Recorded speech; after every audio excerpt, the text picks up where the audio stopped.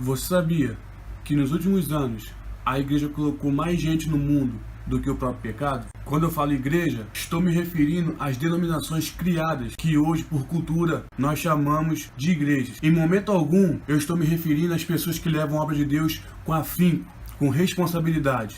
E sim, com aquelas pessoas que acham que o Evangelho de Cristo é algumas coisas que foi inventada pelo homem. E estas coisas inventadas pelos homens têm tirado muita gente da igreja, porque isso não ajuda o Evangelho. O Evangelho não precisa de ajuda. Deus não precisa da ajuda do homem. Para tentar ajudar a Deus na santificação do ser humano, o homem começou a criar algumas regras. Regras essas que não estão na Bíblia e nem tem respaldo nenhum bíblico para defender essas teses. Eu tenho 25 anos, fui criado no Evangelho desde quando eu nasci. Então eu vi muita coisa que eu sempre julguei errado. Na igreja eu vi ensinando que mulher não pode usar calça, que mulher não podia usar maquiagem, que os homens não podiam usar bermuda, que os homens não podiam jogar bola, que os homens não podiam ver jogo de futebol, que o ser humano não podia ver televisão, e com isso foi massificando e se tornando uma coisa insuportável. Lá em Mateus, no capítulo 23, o versículo 4, quando Jesus está falando sobre os escribas e sobre os fariseus, ele diz assim: eles pegam fardos pesados e difíceis de suportar e os colocam sobre os ombros dos homens, mas eles mesmos não movem um dedo para fazer isso que eles pregam. E nessa busca louca de tentar ajudar a Deus em relação à santificação do ser humano, o homem inventou algumas regras. Essas regras não são bíblicas. Em Colossenses 2, no versículo 20 ao 23, Paulo vai dizer sobre esses usos e costumes que o homem criam, tentando ajudar a Deus, mas não tem valor nenhum. O versículo 20 diz assim: se, pois, estás mortos com Cristo quanto aos rudimentos do mundo, como que vocês se sujeitam ainda às ordenanças como se vivesses no mundo, tais como: não toques, não proves, não manuseis? Aí Paulo começa a responder no versículo 22, as quais coisas todas perecem pelo uso, segundo os preceitos e doutrinas dos homens. E no 23 ele completa: as quais têm, na verdade, alguma aparência de sabedoria, em devoção voluntária, humildade e em disciplina do corpo, mas não são de valor algum, senão para a satisfação da carne. É o que nós temos visto hoje, regras e doutrinas que não são para a santificação do homem, e sim para a satisfação da carne, como se tivesse poder sobre o homem. E não é isso que o Evangelho prega.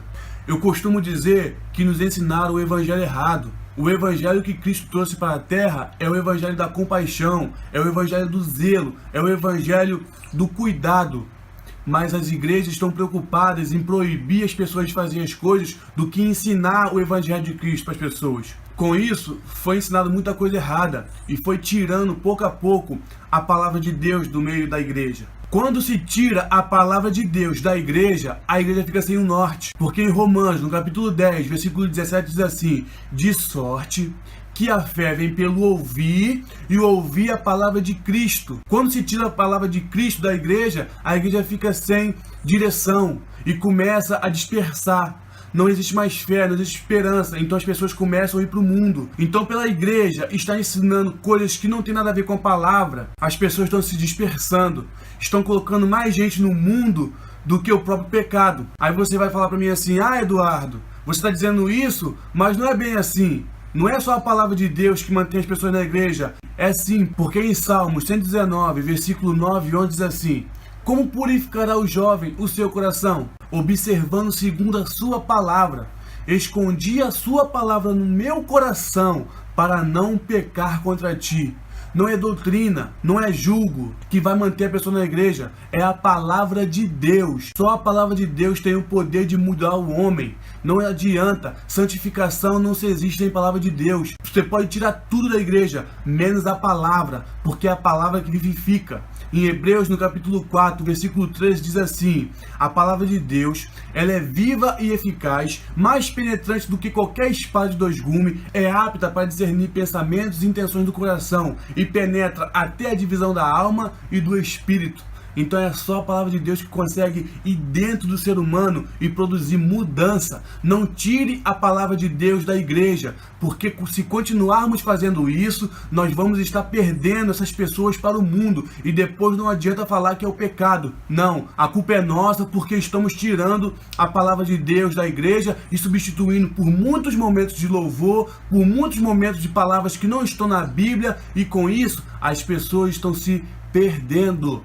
Essa que é a verdade. Nós temos que ter compaixão pelo ser humano, nós temos que ter cuidado pelas pessoas, porque foi isso que Cristo fez por nós. Jesus deixou o seu alto e sublime trono e veio se colocar no nosso lugar, pecador, se fez maldito por nós, para que nós pudéssemos ter acesso a Deus. Então nós não devemos impedir as pessoas de ter acesso a Deus. Pregue a palavra, ensine a palavra, aí sim as pessoas vão estar sendo blindadas pelo Espírito de Deus. E quando as pessoas veem isso, vem uma mensagem só na cabeça delas: a igreja que foi chamada para amar se esqueceu e nunca mais amou. E você, jovem, se você saiu da igreja porque você entrou lá esperando a palavra de incentivo, uma palavra de esperança, uma palavra que mudasse a sua vida, eu tenho uma palavra para te dizer: Jesus te espera de braços abertos. Ele não está preocupado com o seu pecado, ele está preocupado com o seu futuro. Foi por isso que ele morreu por você, foi por isso que ele morreu por nós. Fique com essa palavra e que Deus abençoe sua vida e produza em você o chamado que você tem desde quando você nasceu. Amém? Fiquem com Deus.